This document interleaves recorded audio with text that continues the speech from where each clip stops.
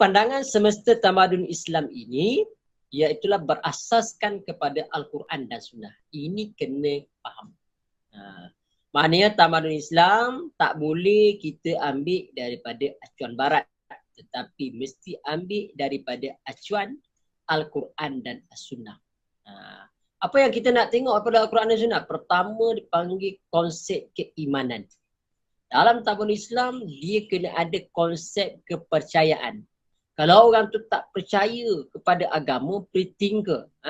Free thinker. Maknanya dia ni tak percaya kepada ketuhanan ataupun etis ataupun mulhid. Maka dia terkeluar daripada konsep tamadun Islam. Dia mesti ada konsep keimanan, kepercayaan, keyakinan bahawasanya apa?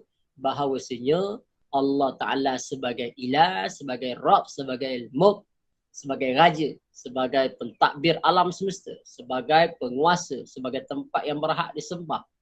Ini kena yakin dalam tamadun Islam. Jadi apa benda yang kita buat, yang kita gazet, yang kita buat apa saja, semuanya mestilah berteraskan kepada keimanan. Kenapa? Sebab dalam menghasilkan sesuatu teori, sesuatu scientific research, kita keluarkan dari lab, maka perlu untuk kita apa? Untuk kita berdasarkan keyakinan yang telah dibuat tadilah. Ini kena faham.